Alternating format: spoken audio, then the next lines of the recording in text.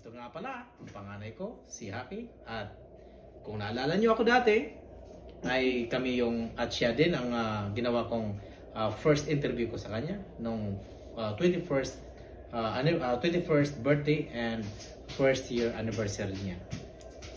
Okay. So, hi mga kaparikoy, at narito tayo ngayon upang tunghayan ang kwentong buhay Canada ng aking tatay. This time, siya naman ang ating tatanungin at aalamin ang kanyang kwento, paano siya napadali sa Canada at kung ano naging buhay niya dito. At kung hindi niyo pa napapanood ang video ko, last time na ako na may interview niya, panoorin niyo na. So, narito ang isang first question natin is, ang question ko sa Dad, nasaan ka noon o paano ka nakapunta dito sa Canada?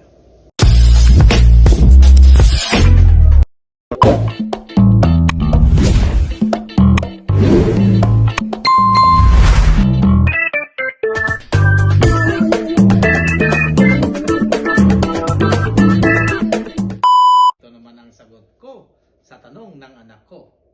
Kung nasaan ako, nasa Kuwait ako ng panahon na yon, and it was 2013. Kuwait ako on that time. So since na food industry na naumpisahan kong work from the start, kahit na nasa Pilipinas pa ako, so hindi mahirap sa akin na mag-apply o makakuha ng tinatawag nilang job offer. Yeah, dito papunta sa Canada. So, bali from Kuwait to Canada, so nag-apply ako ng work permit. Yun na nga, nag-apply ako.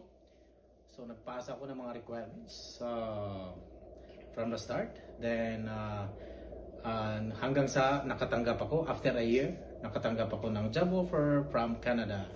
So, malaking kaginhawaan yung nangyari sa akin at masayang-masaya akong time na yun. At nakuha ko yung job offer na yun.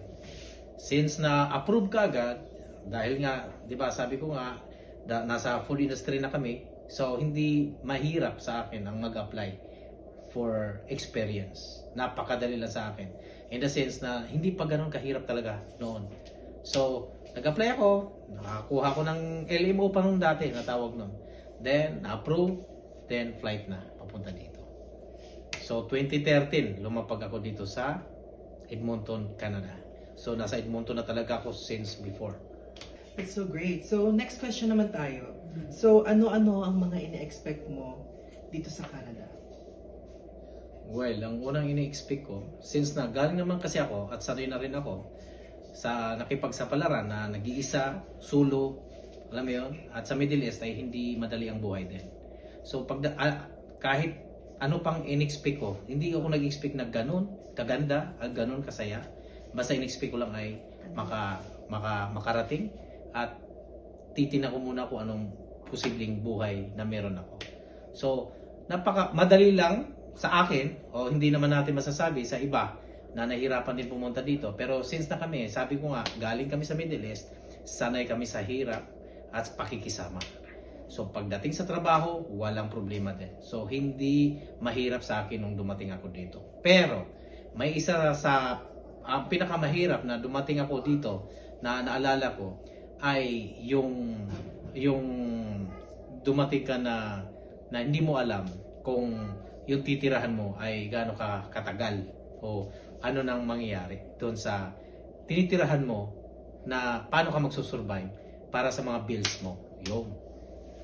So, question number 3 naman tayo then. So, kamusta naman ang unang trabaho mo ito sa Canada? Yeah. So, babalikan natin yung unang trabaho ko.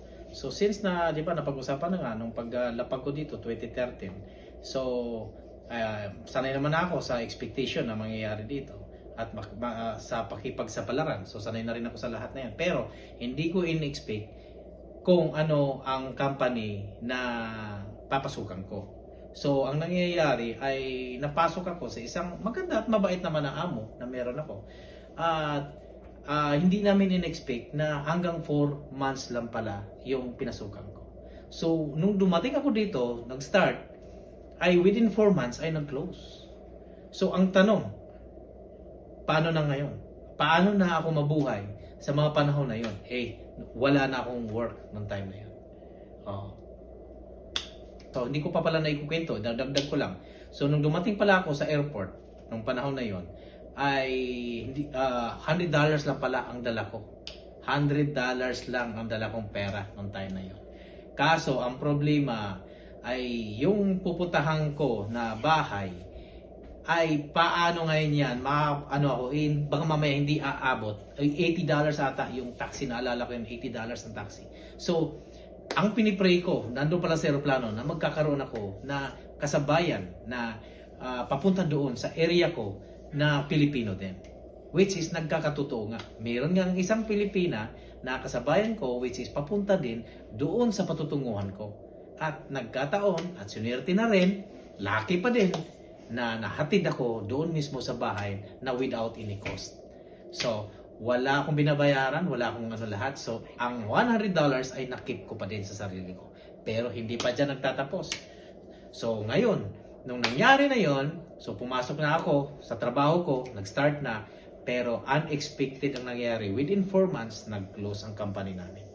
So, katakot-takot ang mga unexpected talaga. Pero sinasabi ko nga sa inyo, ay sanay ako sa pakipagsapalaran sa buhay abroad, ay hindi sa akin mahirap para makahanap ng trabaho.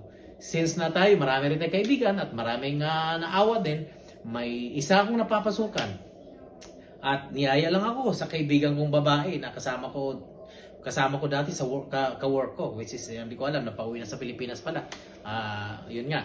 So dinala lang ako doon, nagbakasakali ako na baka mamaya kailangan nila ng trabahante. Pero which is true, kailangan pala, which is kumpare ko ngayon. Kumusta nga pala? Shout out kay Rafael Malvar dyan sa Shiwasi Ramen. Okay, huwag yung kakalimutan, punta kayo dyan. Okay, so siya ngayon ang kumuha sa akin bilang helper sa kusina. Straight 5 years. Doon ako nagtatrabaho until nakuha ko yung papers ko. Yo, ganun lang. Dagdag ko lang doon sa kwento ko habang nasa restaurant na ako. At ang restaurant pala namin ay parang pizza, grill, and pasta. So, dadagdag ko lang doon na mahirap ang nagiging lagay ko rin doon since na nakipagsapalaran pa din. So, hindi pa ako PR. So, lahat gagawin mo talaga. So, imagine mo yun na ikaw na ang gagawa ng dough, pizza sauce, ikaw pang gumagawa ka pa ng burger, gumagawa ka pa ng salad, gumagawa ka pa ng pizza na nasa oven. So, ikaw pa, minsan sumasagot ka pa ng telephone, naghuhugas ka pa ng plato, tapos nagpalalampasok ka pa. So, imagine mo yun, ikaw lang mag-isa niyan. So, medyo makikita nyo, mga kapari ko talagang mahirap ang naging experience ko. Pero since nasabi ko nga, napakalaga ang may experience na at sanay sa bakbakan, sa hirap at ginawa. Para pag once na nagkakaroon ka ng ganyan na experience ulit, easy pa din sa'yo. Makakapag-survive ka pa din. Di ba? Ganun. At hindi pa ako PR nung time na yon. Ay napakahirap ng sitwasyon namin, lalo na sa hindi pa mga resident dito. So talagang gapang talaga para lang makakuha ng papers. So marami kaming mga kakilala pa na talagang dumadayo pa sa mga ibang provinces para lang makakuha ng residency permit sa totoo lang at para ma-renew yung nila. Pero ako, lucky pa din ako dahil yung amo ko ay hinayaan lang kaming i-renew yung papers namin hanggang sa magsasawa kami. And then kami nang bahala naman para sa residency namin. Which is binigay din sa akin lahat yan. Mga yan. So, nakuha ko naman ang pagiging residency sa papers ko pero hindi doon sa restaurant namin.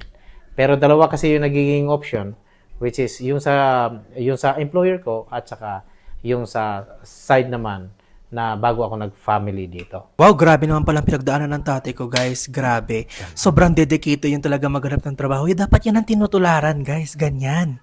Hindi dapat minamalik yung mga ganitong tatay. It's very good talaga. Very, very good. I'm very proud.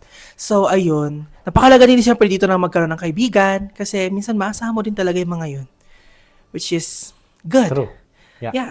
So, proceed na tayo sa number Next. 4 question natin. Yeah. So, ano-ano mga struggles mo or naranasan mo habang hindi ka pa PR dito or permanent residence? Okay, ang una, hindi nyo alam na itong panganay ko, si Haki, ay nasa Pilipinas pa that time. So, nag-struggle ako una sa lahat, sa mga sitwasyon namin. So, hindi ko na i-elaborate. Yan pala. So, napakaswerte ko guys kasi pagdating ko dito, PR na agad ako, di ba? Walang kahirap-hirap. Pero yung tatay ko, grabe pala yung pinagdaanan para lang maging residency dito. Tularan talaga. So, ayun guys. So, next question natin dad is, ano yung mga downfall mo na hindi mo talaga makakalimutan? Like, tumatak talaga sa'yo hanggang ngayon. Yeah. Ang downfall na talagang tumatak sa isipan ko, baka hanggang sa kamatayan ko pa, tatatak pa yan, ay yung pagka-pass away o pagka-matay ng nanay ko, which is that time ay hanging ang papers ko.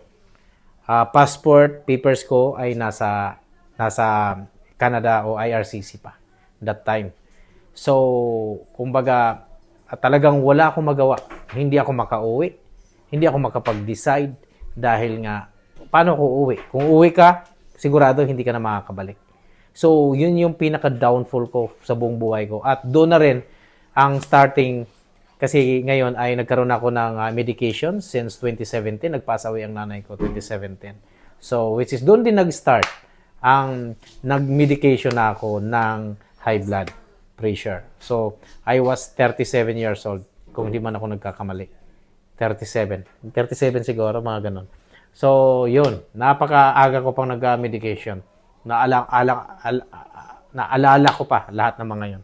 Na ganun. Yun yung pinakamahirap at pinakamasaklap nangyari sa akin ng time. Pero pasalamat na din ako sa mga taong nakapaligid sa akin, sa aking mga pa-shoutout, sa aking mga kumpare dyan. Kay Hendrik, sila yung mga umalalay sa akin. Kay Rafael, sila talaga ang number one nasa tabi ko lagi. So, yun. Kaya mahalaga ang may kaibigan. Kaibigang totoo, sa hirap at ginhawa. Huwag lang utang ha. Kasi wala talaga tayong kapera-pera. Okay. Good. So, ayun guys. So, napaka-mahalaga talaga ng kaibigan nito tulad sabi ng tatay ko.